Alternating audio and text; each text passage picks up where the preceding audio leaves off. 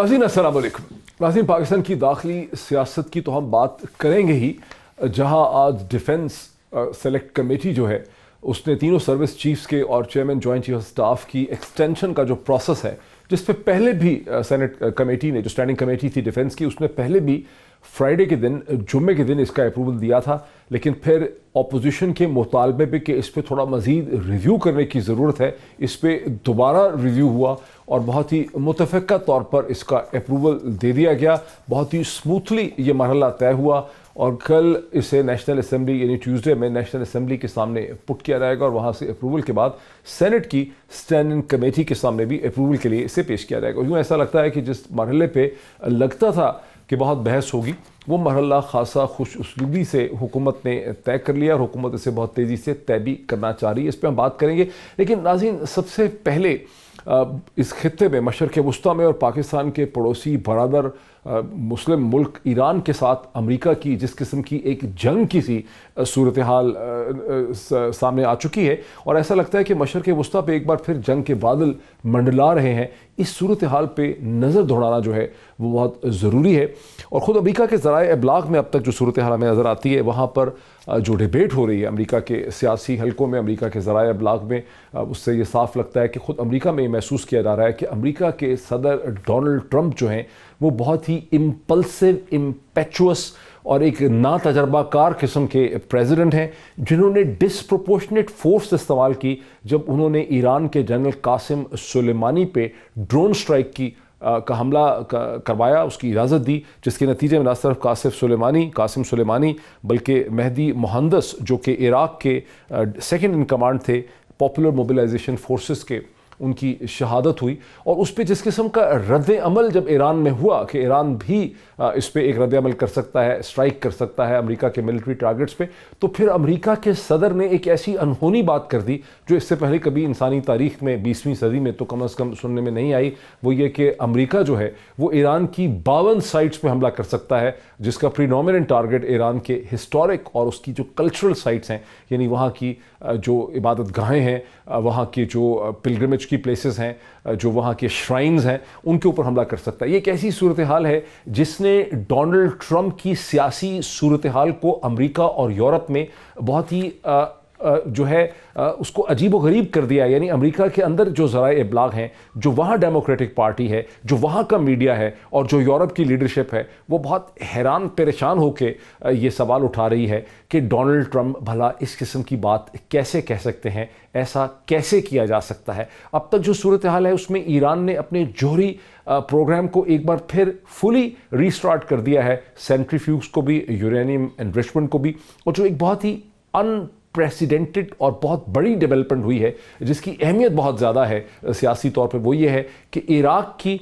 Parliament ने ये फैसला किया एक रेजोल्यूशन के ज़रिए और हुकूमत को, वहाँ के प्राइम मिनिस्टर आदिल अब्दुल महदी को ये हिदायत दी गई हैं और आदिल अब्दुल महदी ख़ुद से भी यही चाह रहे हैं कि इराक़ से अमेरिका के जो 5000 ट्रूप्स हैं, कॉम्बैट और नॉन कॉम्बैट, उनको वहाँ से निकाल दिया जाए। उनकी अब कोई ज़रूरत नहीं है। इराक़ की हुकूमत ये महसूस करती है कि अमेरिका और ईरान के दरमियान जो जंग की सूरत हाल है उसमें इराक़ उसका हिस्सा नहीं बनना चाहता। ये एक ऐसी सूरत हाल है जो अमेरिका के प्रेसिडेंट डोनाल्ड ट्रंप के लिए, जो एक इम्पीचमेंट भी फेस कर रहे हैं और उनका प्रेसिडेंशियल ईयर है, उनके लिए इंतहाई ख़तरनाक और बहुत बड़ी एम्बेरसमेंट है। अमेरिका ने बहुत कोशिश की कि इराक़ की पार्लियामेंट से इस रेजोल्यूशन को रुकवाया जाए और उसके बाद जब ये रेजोल्यूशन हो गया तो अमेरिका के सदर डोनाल्ड ट्रंप ने यह कह दिया कि अगर हमारी फौजों को इराक़ से निकाला जाएगा तो हम इराक़ के ऊपर मैं उससे भी ज़्यादा बड़ी सैंक्शंस लगाऊंगा जितनी कि मैंने ईरान के ऊपर लगाई। यहाँ पर भी ऐसा लगता है कि अमेरिका के सदर का ज़हनी तवाज़ुन जो है वो थोड़ा सा ठीक नहीं है और अमेरिका की जो फॉरेन पॉलिसी है वो इतनी बुरी तरह से फंस गई है मशरक़ वुस्ता में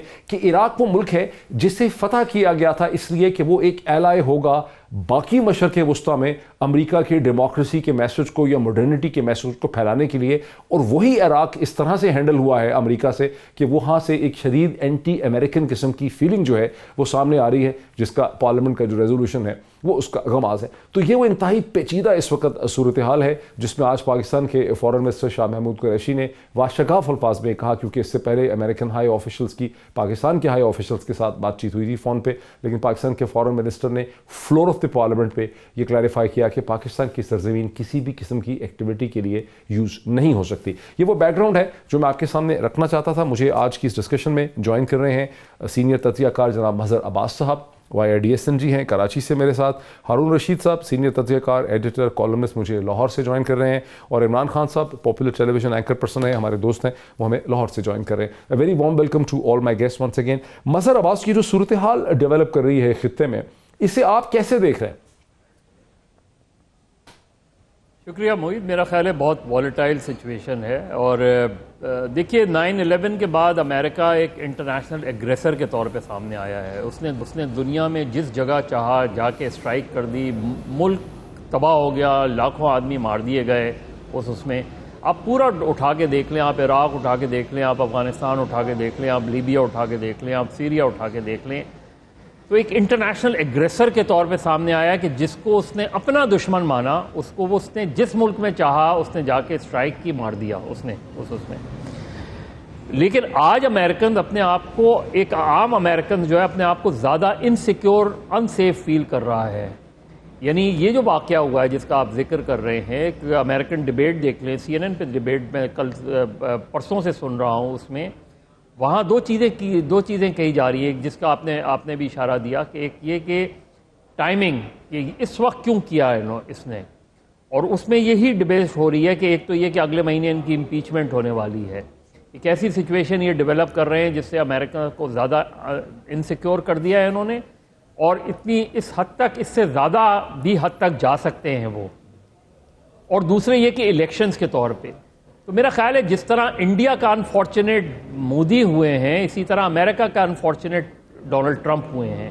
خطرہ یہ ہے کہ یہ دنیا کو کسی بھی خطرے میں ڈال سکتے ہیں, کوئی بھی ایکسٹریم پوزیشن لے سکتے ہیں. جس طرح ابھی آپ نے کہا کہ انہوں نے کہا جی ہم نے بھی 52 سائٹس وہ کر لی ہیں, وداؤٹ ریئلائزنگ کہ اس کے کانسیکوینسز کیا ہوں گے. تو ایران میں جو کچھ ہوا, آپ دیکھیں کہ ایران میں جو فیونرل ہوا ہے, جتنے لاکھوں لوگ اس میں شریک ہوئے ہیں, اس سے وہاں کی ریزیلینس اور غصے کا اندازہ کیا جا سکتا ہے, اور وہ کس طرح ریٹیلیٹ کریں گے, اور اس کے نتیجے میں جو ہے یہ بالکل آپ اس کو جو ہے میرا خیال ہے پاسبلٹی ہے کہ امریکہ جو ہے وہ اس طرح کے اسٹرائک کرے گا جس سے وار ڈیولپ ہو سکتی ہے. اور وار میں اگر ہم گئے تو اس میں سوویت یونین بھی کودے گا, اس میں چائنا بھی کودے گا, اور اسرائیل بھی ہوگا, کیونکہ اسرائیل بھی ٹارگٹ ہوگا اس میں. تو یہ جو ایک تھرڈ ورلڈ وار کی باتیں کی جا رہی ہیں, تھرڈ ورلڈ وار ہو نہ ہو, لیکن ایک ایسی سچویشن ضرور آ جائے گی جس میں ہمارے لیے بڑی ڈیفیکلٹ پوزیشن ہوگی, کیونکہ ابھی تک تو ہم نے جو پالیسی اپنائی ہے وہ بالکل درست ہے.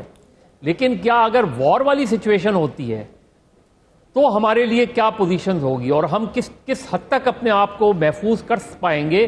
کیونکہ ظاہر ہے اگر ایران پہ اٹیک ہو جاتا ہے تو اس کا اسپل اوور جو ہے وہ پاکستان میں آنا ہی آنا ہے, چاہے وہ بلوچستان کے ذریعے آئے وہ آئے. تو اس کے لیے بھی ہم کیا ذہنی طور پہ تیار ہیں؟ میرا خیال ہے اس کو بھی بڑی سیریسلی, چاہے ان کیمرہ ڈسکشن کیا جائے یا وہ, اس کو ڈیبیٹ کرنا بہت ضروری ہے.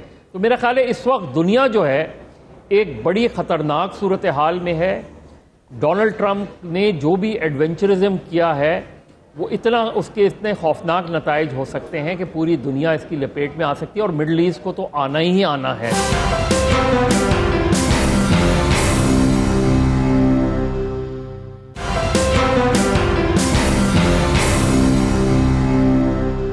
ہارون صاحب, آپ چونکہ مشرق وسطیٰ کی سیاست میں بڑی دلچسپی رکھتے ہیں, آپ کو کیا لگ رہا ہے کہ ڈونلڈ ٹرمپ جو ہیں یہ ذہنی توازن کھو چکے ہیں, ریش ایکشن کر رہے ہیں, یا ایک سوچے سمجھے منصوبے کے تحت مشرق وسطیٰ کو ایک جنگ کی طرف دھکیلا جا رہا ہے؟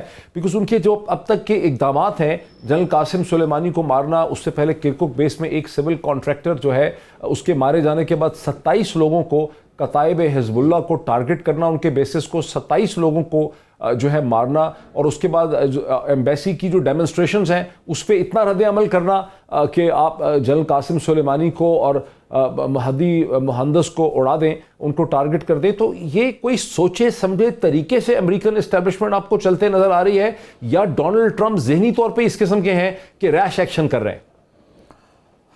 دیکھیے ڈاکٹر صاحب، دونوں باتیں ہیں. ایک تو دیکھیے جو آدمی کی افتاد تباہ ہوتی ہے اور کسی قوم کی افتاد تباہ ہوتی ہے، اس کے مطابق ہی وہ فیصلہ کرتی ہے نا. کسی قوم کا مزاج ایک دن میں یا کسی گروہ کا نہیں بنتا. ایک تو اسرائیل کا انفلوئنس ہے، اور 70-72 سال سے اس کو بڑھانے میں امریکہ لگا ہوا ہے، اور مغربی ممالک بھی، فرانس بھی ساتھ ہے، برطانیہ بھی ساتھ ہے، مگر بنیادی رول امریکہ کا ہے. وہ مڈل ایسٹ کو مکمل طور پہ اسرائیل کے حوالے کرنا چاہتے ہیں. اس میں ظاہر ہے اب کوئی مزاحمت کرنے والا تو رہا نہیں. عرب تو سرنڈر کر چکے تقریباً مکمل طور پہ ہی سرنڈر کر چکے زیادہ تر عرب ممالک. تو ایران جو ہے وہ ٹارگٹ ہے، اور وہ ایک لحاظ سے ہم یہ کہہ سکتے ہیں کہ یہ ایک اضطراری فیصلہ ہے، خوب سوچ سمجھ کر نہیں کیا گیا، کیونکہ صدر ڈونلڈ ٹرمپ کو دوسرے آپشنز پہ مشورہ دیا گیا تھا کہ اور آپشنز بھی ہو سکتے ہیں.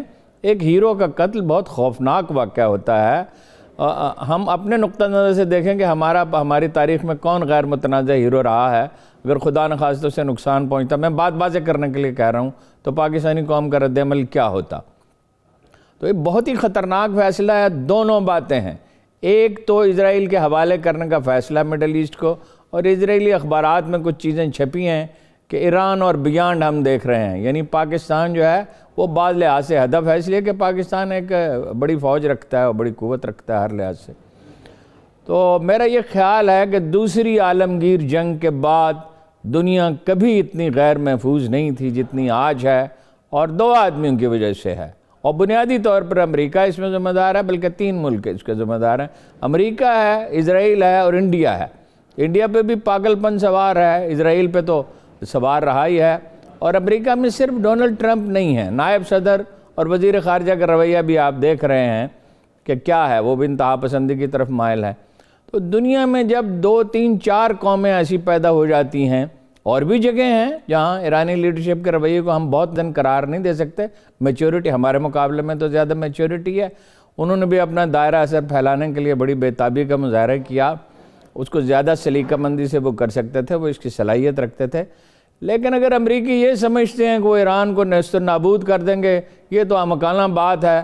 کہاں وہ قبضہ کر سکے ہیں؟ ویتنام میں قبضہ برقرار رکھ سکے، وہ عراق پہ رکھ سکے، افغانستان سے کیوں بھاگے جا رہے ہیں؟ بہت ہی خطرناک صورتحال ہے. اس میں ہمارے لیے ایک ہی آپشن ہے، 100% احتیاط مگر خوف کا شکار ہوئے بغیر. 100% تنے ہوئے رسے پہ ہمیں چلنا ہوگا، اس لیے کہ ہمارے لیے بہت امپلیکیشنز ہوں گی. مجھے ذرا عمران خان کو بھی، اب تک کی پالیسی جو ہے میں سمجھتا ہوں وہ ٹھیک ہے. جی اچھا، اینکر پرسن عمران خان صاحب نے بھی ہمیں جوائن کیا ہے. عمران خان، آپ کو کیا لگتا ہے کہ جس قسم کی صورتحال ڈیولپ کر گئی ہے، جس طرح سے ایران کے اندر اس وقت ایک غم و غصہ ہے، وہاں پر ایک ریسپونڈ کرنے کے لیے دباؤ ہے ایران کی تمام حکومت پہ، تمام اسٹیبلشمنٹ پہ، اور دوسری طرف سے امریکہ کی دھمکیاں ہیں کہ اگر ایران نے کچھ بھی کیا ہمارے خلاف تو پھر تو ہم چھوڑیں گے ہی نہیں. آپ کا خیال ہے کہ ایران پی جائے گا یا ایران کی طرف سے کوئی نہ کوئی جوابی کارروائی ہوگی؟ دیکھیں، ایران کا جو غصہ ہے وہ جائز ہے. ایران کی جو تاریخ ہے وہ امریکہ سے پرانی ہے، اور ہزاروں سال کی تو ان کے پاس تحریری طور پہ تاریخ اپنی لکھی ہوئی ہے. وہ بڑے جو ہے وہ فخر کے ساتھ وہ قوم اپنا ٹائم گزارتی ہے، اور ان کے بڑے پرانے نغمے بھی ہیں. وہ مسلمان تو بعد میں ہوئے، لیکن ایرانی وہ شروع سے ہیں اور وہ بڑے تگڑے ہیں. لیکن اس وقت طاقت کا توازن نہیں ہے. اگر امریکہ اور ایران کو آپ اس طرح دیکھیں کہ وہ آپس میں لڑنے جا رہے ہیں تو طاقت کا توازن نہیں ہے. آج کل کے دور میں جنگ میں ہار جیت نہیں ہوتی، نقصان یا فائدہ ہوتا ہے. وہ وقت ختم ہو گیا جب ملک جنگ جیت جاتے تھے یا ملک جنگ ہار جاتے تھے. اب ملک یا جنگ سے فائدہ اٹھاتے ہیں. تو پھر امریکہ نے کیا جان بوجھ کے یہ صورتحال پیدا کی ہے؟ جب طاقت کا توازن تو امریکہ کے فیور میں ہے، تو جان بوجھ کے یہ ساری سچویشن پیدا کی ہے ڈونلڈ ٹرمپ نے؟ دیکھیں، اگر کسی کو لگتا ہے کہ امریکہ ایران کو فتح کر لے گا تو نہیں. کسی کو یہ لگتا ہے کہ ایران امریکہ کو شکست دے دے گا تو نہیں. اب دیکھنا یہ ہے کہ اس لڑائی میں زیادہ نقصان کس کا ہوگا.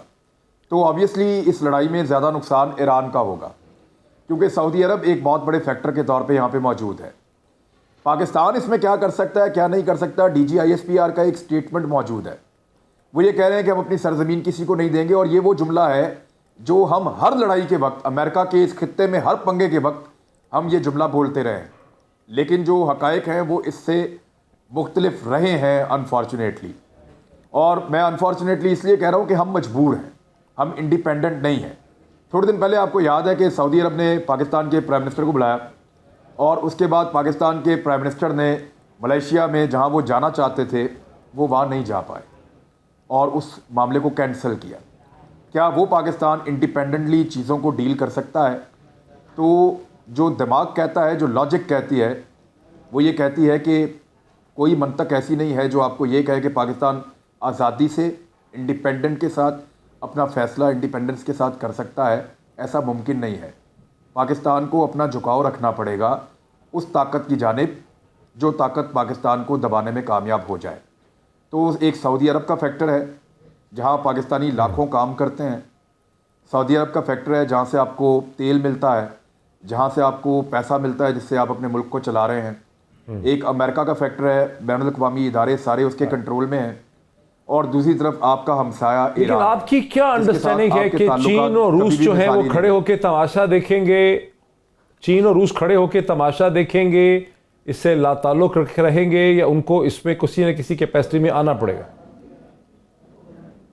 دیکھیں یہ سارے ملک لڑائی ہو جائے تو ان کو کوئی فرق نہیں پڑتا, لیکن ان میں سے کوئی بھی ملک جو ہے کسی دوسرے طاقتور ملک سے لڑنا نہیں چاہتا.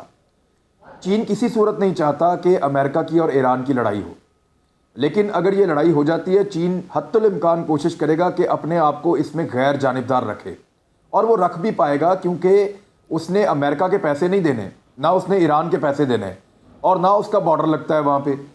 اسی طرح جو روس ہے وہ بھی یہ کوشش کرے گا کہ وہ اس لڑائی سے پریکٹیکلی اپنے آپ کو باہر رکھے اور کسی الائنس کا حصہ نہ بنے. اگر کسی کو یہ غلط فہمی ہے کہ امریکہ کے خلاف اس خطے میں اس وقت کوئی بہت بڑا محاذ تیار ہو جائے گا اور ایک بہت بڑا گروپ بن جائے گا, کئی ملک اس کے اندر شامل ہو جائیں گے, تو یہ غلط فہمی دور کر لینی چاہیے. ایسا کچھ نہیں ہوگا. پاکستان پہ تو بالکل کسی کو تکیہ کرنا ہی نہیں چاہیے. پاکستان سعودی عرب کی ایک اشارے کے اوپر ایک امپورٹنٹ کانفرنس چھوڑ کے اس کے وزیر اعظم نے انکار کر دیا تھا, اور جو پاکستان کے دوست ممالک ہیں انہوں نے پاکستان کی اس مجبوری کو شکر ہے اس وقت سمجھ لیا تھا, اس کو ہمارا دھوکہ نہیں سمجھا تھا. پاکستان کے پاس یہ کیپیسٹی نہیں ہے کہ وہ انڈیپینڈنٹلی ان چیزوں کو ڈیل کر سکے. آپ کے اوپر مختلف دباؤ آئیں گے, امریکہ کا دباؤ آئے گا, یورپی یونین کا دباؤ آئے گا, آپ کے اوپر سعودی عرب کا دباؤ آئے گا, مڈل ایسٹ کا دباؤ آپ کے پاس اوپر موجود رہے گا, کشمیر کے ایشو کے ساتھ انڈیا کا دباؤ آپ کے اوپر موجود ہے, افغان بارڈر کا مسئلہ آپ کے پاس ہے. ان ساری چیزوں کی موجودگی میں اور آپ کی کمزور اکانومی کی موجودگی میں ممکن نہیں ہے کہ پاکستان ایک آزاد فیصلہ کرے.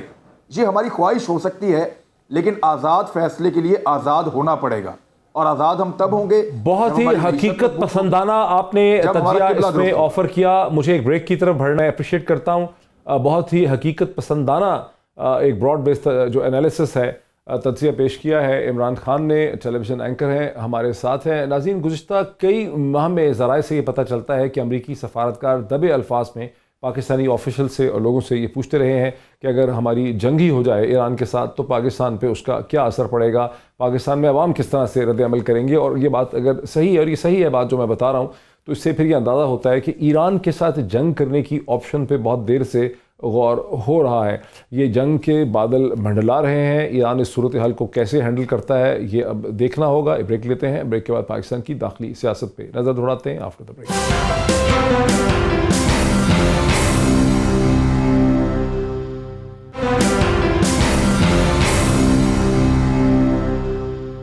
ناظرین ویلکم بیک. ناظرین, مجھے احساس ہے کہ پاکستان میں آپ جو دیکھنے والے ہمارے ناظرین ہیں انہیں بین الاقوامی اور خطے کے حالات میں کوئی بہت دلچسپی نہیں ہوتی, اور انٹرسٹ ہمیشہ ڈومیسٹک پالیٹکس میں ہی رہتا ہے. اور میں ڈومیسٹک پالیٹکس کے ایشوز کی طرف آنا چاہتا ہوں. صرف ایک دو چیزیں جو ہیں اس کی طرف نشاندہی کرنا چاہتا ہوں کہ امریکہ کے صدر ڈونلڈ ٹرمپ نے اب سے بہت گھنٹے پہلے ایک ٹویٹ کیا, جس ٹویٹ میں انہوں نے کانگریس کو یہ کہا, اور یہ ٹویٹ جو ہے یہ ایک کلاسک ٹویٹ ہے. اس نے کہا کہ میں اس میڈیا پوسٹ کے ذریعے یونائٹڈ اسٹیٹس کی کانگریس کو یہ بتانا چاہ رہا ہوں کہ اگر ایران نے کسی یو ایس پرسن پہ کسی ٹارگٹ پہ حملہ کیا تو امریکہ پوری طاقت سے بہت تیزی سے اس کا ڈسپروپورشنیٹ قسم کا جواب دے گا، یعنی ہم اینٹ سے اینٹ بجا دیں گے. اور ساتھ پھر یہ لکھا کہ مجھے کانگریس کو، امریکی کانگریس کو اس قسم کا لیگل نوٹس دینے کی ضرورت تو نہیں تھی، لیکن میں پھر بھی مہربانی کر رہا ہوں اور میں نوٹس دے رہا ہوں. یہ لینگویج امریکی پریزیڈنٹ اختیار کر رہا ہے امریکہ کی کانگریس کی طرف. یعنی یہ ہمارے ذہنوں میں تو یہ ہے کہ انگریز، امریکی مغرب میں ایک خاص قسم کی سوفیسٹیکیشن، ایک خاص قسم کی میچورٹی، ایک خاص قسم کی پختگی پائی جاتی ہے. لیکن ڈونلڈ ٹرمپ کی شکل میں جو ڈیموکریٹک پروسیس ہے امریکہ کا، اس پہ یہ سوال اٹھتے ہیں کہ امریکہ میں جو لیڈرشپ کا سلیکشن پروسیس ہے اس میں کہیں نہ کہیں کوئی کمی جو ہے وہ رہ گئی ہے. یہ ڈیبیٹ خاصی دیر سے ہو رہی. اس کے جواب میں ہاؤس فارن افیئرز کمیٹی نے یہ ٹویٹ کیا، وہ بھی میں اسکرین پہ آپ کو دکھاتا ہوں، جس میں ہاؤس فارن افیئرز کمیٹی امریکہ کے پریزیڈنٹ کو یہ کہتی ہے، ٹویٹر میں ہی آپ پہلی دفعہ ہوا ہے کہ امریکی کانگریس نے بھی ٹویٹ کے ذریعے جواب دیا. چونکہ امریکی صدر وہ پرانے طریقے سے بات ہی نہیں کرتا، وہ ٹویٹ سے ہی بات کرتا ہے. تو اس کے جواب میں امریکی کانگریس نے یہ لکھا ہے، This media post will serve as a reminder that war powers reside in the Congress under the United States Constitution and that you should read the War Powers Act and that you're not a dictator. یعنی امریکی صدر کو یہ کہا گیا ہے کہ War Powers Act جس کے ذریعے امریکی صدر نے ایکٹ کرنا ہوتا ہے جنگ کرنے کے لیے، اس کو اچھی طرح سے پڑھ لیں. آپ ڈکٹیٹر نہیں ہیں، یہ امریکہ ہے. اس کے بعد جو چند گھنٹے پہلے جو نینسی پیلوسی ہیں، جو سینٹ میں لیڈر ہیں اس کو ڈیموکریٹک، انہوں نے ایک ریزولوشن وہاں انٹر کیا ہے جہاں پریزیڈنٹ کی جو پاورز ہیں وارز پاور ایکٹ میں، ان کو ری ڈیفائن اور ان کو ری انٹرپریٹ، ری ڈیفائن، ریسٹرکٹ کرنے کی کوشش کی جائے گی، جس میں کہ وائٹ ہاؤس کو بہت اس وقت غم و غصہ اور صدمہ ہے. یہ میں کچھ آپ کے سامنے رکھنا چاہتا تھا جو انٹرسٹڈ ہوں. اب آتے ہیں ڈومیسٹک پالیٹکس میں. مظہر عباس صاحب، میں آپ کی طرف چلتا ہوں کہ جو ہاؤس پاکستان میں جو کمیٹی تھی، ڈیفنس کمیٹی، اس نے دوسری دفعہ تینوں سروس چیف سے chairman joint chief of staff کی جو ایکسٹینشن کا پروسیس ہے اسے اپروو کر دیا ہے. کل اسے نیشنل اسمبلی کے سامنے رکھا جائے گا. کل ہی اسے سینٹ کی جو اسٹینڈنگ کمیٹی ہے اس سے اپروول لینے کی کوشش کی جائے گی. اور پی ٹی آئی کی گورنمنٹ جو ہے اس کی کوشش ہے کہ جلدی، اسموتھلی، خوش اسلیبی سے اس پروسیس کو کمپلیٹ کر لیا جائے. آپ سمجھ رہے ہیں کہ اب تمام سیاسی ہرڈل جو تھیں حکومت کے راستے سے ہٹ گئی ہیں اور حکومت بہت جلدی اس پروسیس کو کمپلیٹ کر پائے گی سینٹ سے بھی. دیکھیے محیط، اس سے پہلے کہ میں اس کا جواب دوں، ابھی جو آپ نے بات کی، دیکھیے جس طرح کی سچویشن اس وقت اور جس طرح کے پریزیڈنٹ اس وقت امریکہ میں موجود ہیں، ان کا ڈی این اے اور مودی کے ڈی این اے بہت ملتا جلتا ہے اور یہ کچھ بھی کر سکتے ہیں. اور اسی لیے میں تھوڑا سا عمران سے ڈس ایگری کرتا ہوں کہ سوویت یونین اور چائنا اپنے آپ کو اس سے علیحدہ کر نہیں سکتے اگر کوئی وار والی سچویشن ڈیولپ ہوتی ہے، اس لیے کہ ان کے اپنے انٹرسٹ میں بھی ہوگا کہ وہ کوئی رول پلے کریں. اب آ جائیں اپنی سچویشن پہ. دیکھیے اس سے اندازہ کیا ہوتا ہے کہ اگر گورنمنٹ اپوزیشن کو انگیج کرے تو چیزیں بہتر ہو جاتی ہیں. گورنمنٹ کا پرابلم پچھلے 6-16 مہینے میں یہ رہا ہے کہ انہوں نے اپوزیشن کو صحیح معنوں میں انگیج کیا ہی نہیں. دیکھیے اس پورے پروسیس میں جو گورنمنٹ اور اپوزیشن کے درمیان گفتگو ہوئی، کہیں اپوزیشن نے اپنی کوئی ڈیمانڈ رکھی کہ جی آپ جو ہے وہ ہمارے کیسز وڈرا کریں. جو بھی بات ہوئی ہے وہ اس ایکٹ کے حوالے سے جو گورنمنٹ لانا چاہ رہی ہے، امینڈمنٹ لانا چاہ رہی ہے، اسی پر بات ہوئی. اسی پہ اپوزیشن کا اپنا ایک پوائنٹ آف ویو تھا، پیپلز پارٹی کا اپنا تھا، نون لیگ کا اپنا تھا. تو انہوں نے ایک پارلیمنٹری طریقے سے چیزوں کو حل کرنے کی کوشش کی ہے اس میں. میرا خیال ہے اسی طریقے سے جو نیب آرڈیننس میں امینڈمنٹ ہیں یا الیکشن کمیشن کا مسئلہ ہے، سوال یہ ہے کہ گورنمنٹ نے اس انداز میں الیکشن کمیشن والے ایشو کو اس انداز میں کیوں نہیں ہینڈل کیا، نیب والے ایشو کو اس انداز میں کیوں نہیں ہینڈل کیا. اس میں کیوں اپوزیشن پارٹیز اور یہ اس طریقے سے اس کا حل نکال سکیں. ایکسٹینشن پہ جب اتنا ایزیلی چیزیں ہو گئی ہیں تو جو زیادہ اس دوسرے ایشوز تھے جس کا تعلق پاکستان میں، اب یہ سال لوکل باڈیز الیکشن کا ہے، لیکن اگر الیکشن کمیشن نہیں ہوا تو لوکل باڈیز الیکشن کیسے ہوں گے. تو میرا خیال ہے چیزیں اگر گورنمنٹ کی ذمہ داری بہت بنتی ہے. لیکن یہ آپ کو بتاؤں، ابھی جب بریک میں مجھے کسی نے واٹس ایپ کیا، پاکستان بار کونسل نے ایک ریزولوشن جو ہے وہ ان کا سامنے آیا ہے جس میں انہوں نے ڈس اپوائنٹمنٹ وہ کی ہے کہ جس انداز میں چیزیں کہی ہیں انہوں نے اس کو پرسنل اسپیسیفک کہا ہے اس چیز میں. اور اس کے ساتھ یہ جوائنٹ اسٹیٹمنٹ ہے، اس میں human rights commission of Pakistan بھی اس میں شامل. تو یہ میرا خیال ہے گورنمنٹ اور اپوزیشن کے لیول پہ تو ایک اچھی چیز ہوئی ہے کہ وہ کم سے کم ایگریمنٹ ہوا ہے, اس سے ہٹ کے کہ اس کا کانٹینٹ کیا ہے. لیکن ایک اسموتھ سیلنگ اگر آپ ہو تو آپ لیجسلیشن کر سکتے ہیں, اچھی افیکٹو ریزولیشن لیجسلیشن کر سکتے ہیں. اور ذرا رکے نا میرے ساتھ, ذرا رکے عمران خان صاحب. یہ جو مظہر عباس نے ایک بہت ہی دلکش منظرنامہ پیش کیا پاکستانی سیاست کا, جس کی اسمپشن یہ ہے کہ اگر پی ٹی آئی کی حکومت شروع سے ہی اپوزیشن کو مختلف بلز اور جو لا میکنگ ہے اس میں پیار محبت سے ڈیل کرتی, اعتماد میں لیتی, تو تمام چیزیں جو ہیں وہ خوش اسلوبی سے طے پا سکتی ہیں. خواہ وہ نیب کا آرڈیننس اس کے قانون میں تبدیلی کرنی ہو, الیکشن کمیشن کی تعیناتی کا مسئلہ. آپ سمجھتے ہیں کہ یہ ایک اسپیشل ایکسیپشنل کیس تھا, یا حکومت کو اب ہر جگہ ہی اگر تھوڑا سا حکومت پیار محبت سے ڈیل کرے, کوآپریٹ کرے اپوزیشن سے, تو چیزیں ہنکی ڈوری ہو جائیں گی؟ دیکھیں, میرے جیسے صحافی مظہر بھائی کو کیوں کہتے ہیں کہ وہ استاد صحافی ہیں؟ وہ ہم اسی لیے تو کہتے ہیں کہ وہ بغیر کچھ کہے بہت کچھ کہتے ہیں, اور ان کے کھاتے میں بھی نہیں پڑتا, اور بعد میں ہم لوگوں کے کھاتے میں پڑ جاتا ہے جب اگلا سوال ہمارے سامنے آ جاتا ہے. بات سادی ہے بھائی, یہ قانون سازی ہو رہی ہے, ایک انسٹیٹیوشن ہے, وہاں پہ ایک ایکسٹینشن ہے, اس کے بارے میں ہو رہی ہے. جو نیب ہے وہ ایک الگ انسٹیٹیوشن ہے, اس کے بارے میں ایک قانون سازی ہونی ہے. الیکشن کمیشن ایک الگ ادارہ ہے, اس کے بارے میں قانون سازی ہونی ہے. کیا ہم ان تینوں اداروں کو ایک جیسا کسی بھی لحاظ سے دیکھ سکتے ہیں؟ ان کی اسٹرینتھ, ان کی طاقت, ان کا تجربہ اور ان کی ایکسیس چیزوں تک کتنے انفلوئنشل ہیں, کیا ہم ان کا موازنہ کر سکتے ہیں؟ ہم نہیں کر سکتے. اور ہمارے یہاں پہ پارلیمنٹ زیادہ تر ہوتی ہے ربڑ اسٹیمپ قسم کی, چاہے وہ کسی کی بھی ہو. کوئی بھی ایک نام لیجئے آپ, جہاں پہ جو قانون چاہا گیا طاقتور کی جانب سے وہ بن گیا. 18ویں ترمیم میں میاں نواز شریف صاحب تیسری مرتبہ پرائم منسٹر آف پاکستان بن رہے تھے, سب نے اپنا اپنا فائدہ لیا. یہ طاقتوروں کے لیے قانون بن رہا تھا تو سب نے اپنا اپنا فائدہ لے لیا. میاں صاحب کے دور میں بھی قوانین عام آدمی کے لیے, عام آدمی کے فائدے کے لیے, اداروں کی بہتری کے لیے یہاں قوانین بنیں گے, اس کے اوپر کنسنسس ہوگا. یہ فی الحال ایک خواب ہے. قانون مجبوری کے تحت بنتے ہیں, اور جب کوئی چیز آ کے گلے میں پھنس جاتی ہے تو پھر بنانے پڑتے ہیں.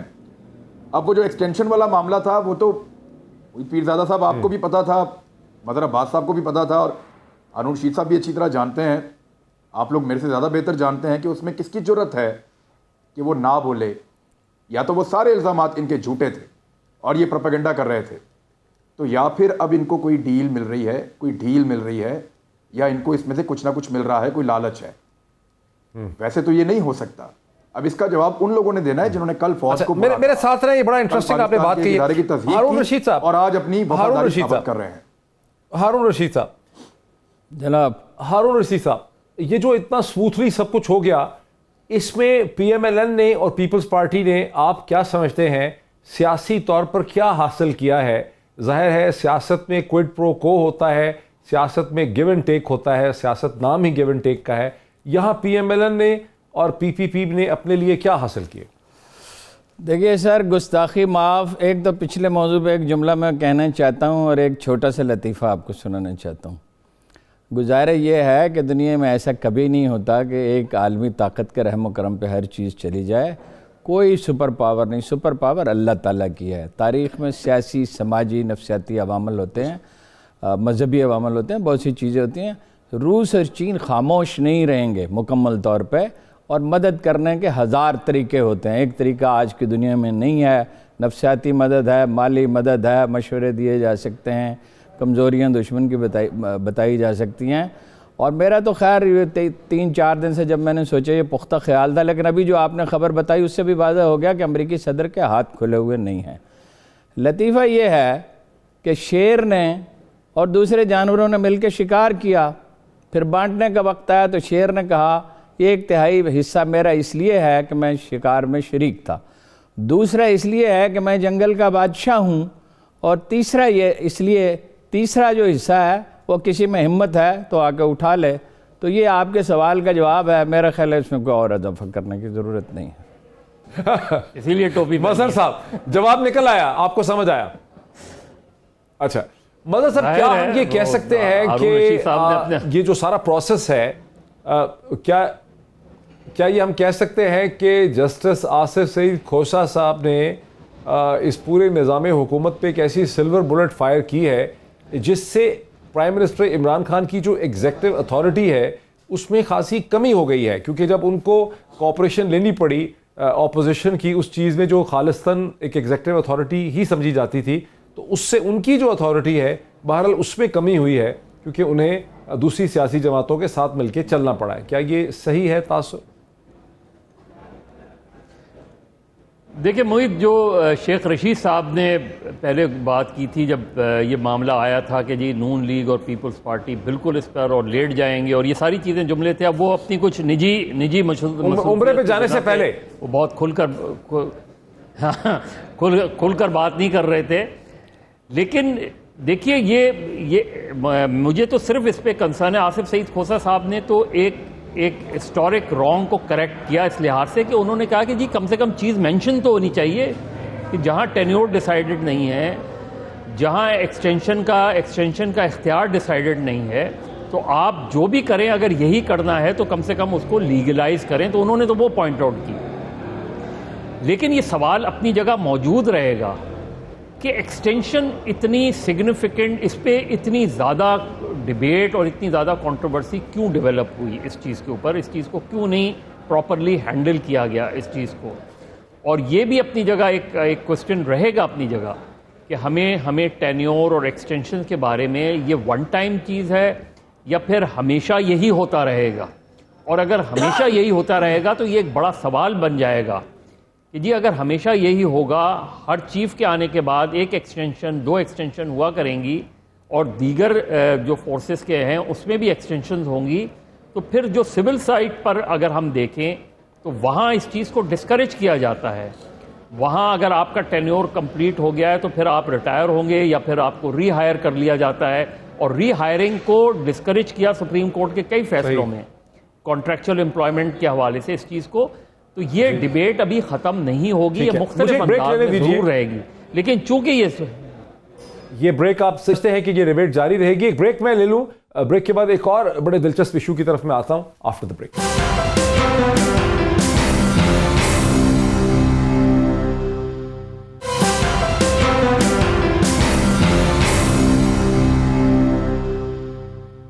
ناظرین ویلکم بیک. ناظرین ایک اور دلچسپ سیاسی ایشو کی طرف آپ کی میں توجہ دلاتا ہوں. گزشتہ جمعے کو اب سے 3 دن پہلے فیصل آباد میں Faisalabad investment and development management company FIEDMC نے ایک بہت بڑے انڈسٹریل پارک کا آغاز کیا جسے علامہ اقبال انڈسٹریل سٹی کہتے ہیں، اور جو 3000 ایکڑ سے زیادہ پیر اور بہت بڑا ایک انڈسٹریل سٹی ہے جو سی پیک کا پہلا پروجیکٹ ہے جو آن لائن آیا. وہاں پرائم منسٹر پاکستان جناب عمران خان صاحب وہاں پہنچے، انہوں نے اس کی انوگریشن کی. ان کی کیبنٹ جو ہے ان کے ساتھ تھی، اس میں جہانگیر خان ترین صاحب بھی تھے، چیئرمین بورڈ آف انویسٹمنٹ بھی تھے، اسد عمر صاحب بھی تھے، اور وہاں پہ چیف منسٹر پنجاب بھی تھے، گورنر پنجاب بھی تھے جب پرائم منسٹر پاکستان نے اپنا خطاب کیا. اور خطاب انہوں نے بغیر کسی کاغذ کے پرچی کے بغیر انہوں نے خطاب کیا، فی البدی وہ بول رہے تھے. وہاں انہوں نے ایک بہت دلچسپ بات کی. ان کی فرنٹ رو پہ پنجاب کے چیف سیکرٹری جناب کیپٹن اعظم سلیمان صاحب بیٹھے ہوئے تھے جو ابھی کچھ ہی دور پہلے تعینات ہوئے ہیں، اور پنجاب کے جو نئے آئی جی پی ہیں جناب شعیب دستگیر صاحب وہ بھی وہاں فرنٹ رو پہ موجود تھے. سو پرائم منسٹر نے انہیں پوائنٹ آؤٹ کر کے کہا کہ ہم نے نیب کے آرڈیننس جو ہم نے نکالا ہے اور نیب کے قانون میں جو ہم نے تبدیلی کی ہے یہ ہمارے لیے ایک مشکل فیصلہ تھا، لیکن پرنسپلی طور پہ بنیادی طور پہ ہم نے جو ٹاپ سول سرونٹس ہیں اور جو سرکاری ملازمین ہیں ان کو تحفظ دینے کے لیے، ان کی انسیکیورٹی کو ختم کرنے کے لیے ہم نے یہ ترمیم کی ہے. اور پھر انہوں نے کہا کہ کیپٹن اعظم سلیمان صاحب اب آپ کے پاس کوئی ایکسکیوز نہیں ہے، اب آپ کو چیزیں فیسیلیٹیٹ کر کے اور چیزیں ڈیلیور کر کے ہمیں دکھانی ہوں گی. یہیں سے بات کو آگے بڑھاتے ہیں. ہارون رشید صاحب کیا آپ سمجھتے ہیں کہ اب جو وہ مسئلہ تھا سول سرونٹس کا وہ ختم ہو گیا ہے، اب نیب کا خوف ختم ہو گیا تو اب سول سروس پنجاب میں بہت کام کر کے دکھائے گی؟ بھائی یہ تو تجربے سے ہی پتہ چلے گا، لیکن یہ طریقہ نہیں ہے. چیف منسٹر کو پاورفل ہونا چاہیے، طاقتور چیف منسٹر ہونا چاہیے، ہر ادارے کو اپنی حدود میں کام کرنا چاہیے. ممکن ہے کچھ ذرا سی بہتری ہو جائے، لیکن یہ عجیب و غریب طریقہ ہے کہ چیف منسٹر سے اختیارات لے کے کبھی آپ وزراء کو دیتے ہیں، کبھی چیف منسٹر کے اختیارات بڑھا دیتے ہیں، کبھی گورنر کو زیادہ اہمیت دینے لگتے ہیں، کبھی اسپیکر سے مشورہ کرنے لگتے ہیں، کبھی چیف سیکرٹری کے ذریعے چلانے کی کوشش کرتے ہیں۔ جو دنیا میں معروف اور معلوم طریقے ہیں جو بنی نوع انسان کا اجتماعی تجربہ ہے حاکمیت کے بارے میں، اسے عمران خان صاحب مسلسل نظر انداز کر رہے ہیں۔ چیف سیکرٹری کے بارے میں سنا گیا کہ وہ بہت باصلاحیت آدمی ہیں، آئی جی کی بھی شہرت اچھی ہے، ممکن ہے کچھ بہتری ہو جائے، لیکن یہ راستہ نہیں ہے۔ آدمی کو ہمیشہ پکی سڑک پہ چلنا چاہیے، پگڈنڈیوں پہ نہیں۔ یہ راستہ نہیں ہے، آدمی کو پکی سڑک پہ چلنا چاہیے، پگڈنڈیوں پہ نہیں چلنا چاہیے۔ عمران خان صاحب، یہ حقیقت تو ہے نا کہ ایک شکایت تھی، آپ نے بھی اس کا بہت ذکر کیا میرے پروگرامز میں، کہ بھئی سرکاری ملازمین جو ہیں وہ کام نہیں کرنا چاہتے ہیں، وہ گھبراتے ہیں، وہ ڈیسیجن نہیں لیتے ہیں، ریٹ اوپر چلے گئے ہیں، اس طرح کی باتیں آپ کرتے رہے۔ تو اب یہ جو نیب کے اندر تبدیلی ہو گئی ہے، نیب کے قانون میں جو نیب کو ڈیفینگ کر دیا گیا ہے، اس کے پر کاٹ دیے گئے ہیں، اس کے ہاتھ کاٹ دیے گئے ہیں، تو آپ سمجھتے ہیں کہ سول سرونٹس اب زیادہ مستعدی سے کام کریں گے؟ جو پرائم منسٹر کو نے کہا ہے کہ کوئی ایکسکیوز نہیں ہے، ڈیلیوری ہونے لگی ہے پنجاب میں کیا؟ نیب کب متحرک ہوا تھا؟ آج سے 2-2.5 سال پہلے۔ اس سے پہلے تو نیب کام نہیں کر رہا تھا نا۔ تو اس سے پہلے کیا یہ بیوروکریسی کام کر رہی تھی؟ پچھلے 10 سال میں، پچھلے 20 سال میں، پچھلے 30 سال میں، پچھلے 40 سال میں یہ بیوروکریسی پاکستان کو وہ بنا رہی تھی جو پاکستان کو بننا چاہیے؟ یا یہ سول سرونٹس اپنے آپ کو سرونٹ سمجھ رہے تھے؟ نہیں سمجھ رہے تھے۔ یہ تمام لوگ اپنے آپ کو آقا سمجھ رہے تھے اور عوام ان کے لیے غلام ہے۔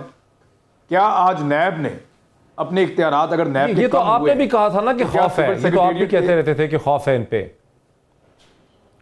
ان کو خوف اس بات کا تھا کہ کرپشن کریں گے تو پکڑے جائیں گے، یہ خوف ختم ہو گیا، تو اب وہ کرپشن کریں گے اور نہیں پکڑے جائیں گے۔ بتائیں پھر اس میں کام کہاں سے آیا؟ معاملہ یہ ہے کہ کیا سول سیکریٹریٹ کے دروازے کھل گئے؟ کیا عام آدمی کا کام ہونا شروع ہو گیا؟ کیا عام آدمی کو یہ تو عمران خان صاحب نے ان کا ایک خوف ختم کیا ہے کہ بھئی آپ کو کرپشن کرنے پہ ہم پکڑتے تھے نا، اب آپ کو ہم کرپشن کرنے پہ نہیں پکڑیں گے بھائی، اب آپ کام کیجئے، یعنی آپ کرپشن کیجئے، آپ کو اب ہم نہیں پکڑیں گے کرپشن کرنے پہ۔ کام کدھر گیا؟ سہولت کہاں گئی؟ یہ تو نہیں کہا نا انہوں نے، وہ تو یہ کہہ رہے ہیں کہ لوگ ایکسکیوز یوز کرتے تھے کہ ہم فیسیلیٹیٹ نہیں کرتے، تیزی سے کام نہیں کرتے۔ نہیں، وہ تو یہ کہا کہ صحیح فیصلہ کرنے پہ بھی نیب پکڑ لیتے تھے۔ وہ یہ کہتے ہیں کہ ہم نے قانون ایسا بنایا ہے کہ اگر ہم کام اس لیے نہیں کرتے کہ ہم پکڑے جاتے تھے، ہم کام اس لیے نہیں کرتے تھے کہ ہم پکڑے جاتے تھے، یا ہمیں پکڑے جانے کا ڈر ہے، لہٰذا اب آپ کو پکڑے جانے کا ڈر نہیں ہے، اب آپ جو مرضی کیجیے۔ اب 2 آپشن ہیں ان کے پاس، وہ کرپشن بھی کر سکتے ہیں، کام بھی کر سکتے ہیں۔ تو کام تو وہ پچھلے کئی دہائیوں سے نہیں کر رہے، اور کرپشن وہ بڑی دہائیوں سے کر رہے ہیں۔ دیکھیں ایک بات یہ عارف حمید بھٹی صاحب نے بھی آپ کے پروگرام میں شاید کی تھی، اور میں اس سے اتفاق کرتا ہوں 100%، کہ سیاستدان کبھی بھی اکیلا کرپشن نہیں کر سکتا جب تک کہ اس کو بیوروکریسی کا پورا سپورٹ نہ ملے۔ بیوروکریٹ کی مرضی کے بغیر پاکستان میں کرپشن سرکاری پیسے میں ہو ہی نہیں سکتی، ممکن ہی نہیں ہے۔ میرا اور آپ کا، ہم سب کا ایمان ہے کہ پاکستان میں سرکاری پیسے میں دبا کے کرپشن ہوئی ہے، تو رسپانسبل تو بیوروکریٹ ہیں۔ آج آپ نے ان کے اوپر سے نیب کا ڈر اٹھا دیا، کل وہ کہیں گے کہ اینٹی کرپشن والے پوچھتے ہیں، ان کو بھی اٹھا دیں۔ آپ ان سے سوال جواب بند کرتے جائیں، وہ کام نہیں کریں گے۔ جب وہ کام کریں گے تو پھر ان کے دروازے کھلے ہوں گے، وہ اپنے آپ کو عوام کا خادم سمجھیں گے، وہ عوام کے لیے اپنے ٹائم کو وقف کریں گے، اور ان کے منصوبوں سے اور ان کے کام سے اور عوام کے ساتھ ان کے رویے سے پتہ چلنا شروع ہو جائے گا کہ اب بیوروکریسی ٹھیک ہو گئی ہے۔ لیکن ایسا ہونا نہیں ہے۔ آپ نے ان کا ایک ان کا ڈر جو ہے ان کے اوپر جو بیٹھ گیا تھا آ کے، آپ نے وہ بھی اب ان کے اوپر سے اٹھا دیا ہے۔ اب ان کو جو دل کرتا ہے وہ کرنے دیجئے، اور ان کا جو دل کرتا ہے نا، محیط پیر زادہ صاحب، آپ سابقہ بیوروکریٹ ہیں، آپ بیوروکریسی پتہ نہیں کیوں چھوڑ کے آئے تھے، لیکن آپ کو پتہ ہے کہ ان کا کیا دل کرتا ہے۔ غلطی ہو گئی۔ اچھا مظہر عباس صاحب، لیکن یہ جو نیب کے قانون میں جو ترمیم ہوئی ہے، آپ کو لگتا ہے کہ اس سے کوئی سسٹم آف ڈیلیوری میں بہتری ہو پائے گی، بہتر ریزلٹس سامنے آ پائیں گے ہمارے؟ آپ سمجھتے ہیں کہ سسٹم امپروو ہوا؟ جی نہیں، میرا خیال ہے اور خراب ہوگا۔ دیکھیے، آپ نے جن 2 طبقوں کو ریلیف دیا ہے، وہی 2 طبقے ذمہ دار ہیں اس ملک میں کرپشن کی بنیاد کے۔ پولیٹیشین، دیکھیے اگر کوئی پڑھا لکھا پولیٹیشین ہوتا ہے نا، تو سول سرونٹ کو پتہ ہوتا ہے کہ یار یہ فائل چیک کر لیتا ہے۔ جس طرح ایک بڑے سینئر بیوروکریٹ نے کہا تھا کہ بدقسمتی سے اس ملک میں وہ وزرائے اعظم آئے ہیں ماں سے باعث ذوالفقار علی بھٹو کے، کہ جو فائل پہ نوٹنگ کیا کرتے تھے اور لکھ کے واپس بھیجا کرتے تھے۔ باقی تو جو سول سرونٹ کہہ دیتا ہے وہ دیکھتا ہے کہ اگر یہ، جیسے سندھ میں تھا مظفر حسین شاہ جو تھے وہ پڑھے لکھے وہ تھے, وہ دیکھ لیتے تھے فائلز کو, تو انہیں پتہ ہوتا تھا کہ یار یہ اس کے سامنے ہم کوئی گھما نہیں سکتے. لیکن پچھلے چند مہینے میں, پچھلے 16 مہینے میں کس کے گھروں سے پیسے ریکور ہوئے؟ وہ پولیٹیشین تھے یا سول سرونٹ تھے؟ یہ جو چیز ہے, یہ جو چیز کی گئی ہے کہ کاروباری طبقے کو اور سول سرونٹ کو, تو اس کا مطلب یہ ہے کہ آپ نے کرپشن کے سارے دروازے کھول دیے ہیں اور انسداد کرپشن کے سارے دروازے بند کر دیے ہیں. باقی اب یہ نیب جو ہے ول بی اندر FIA, اندر اینٹی کرپشن ڈپارٹمنٹ, اس طرح وہ ہوگا کیونکہ بہت شکریہ مظہر عباس صاحب, بالکل ختم ہو گیا, میرا وقت ختم ہو گیا, میرے پاس ٹائم بھی نہیں ہے سم اپ کرنے کا. مظہر عباس صاحب, ہارون رشید صاحب, عمران خان صاحب, آپ سب کا بہت شکریہ. یہ ساری بحث ایران سے لے کے پاکستان کی داخلی سیاست تک آپ نے دیکھی. فیصلہ ناظرین آپ کا ہے, کل پھر آپ سے ملاقات ہوتی ہے. بہت شکریہ.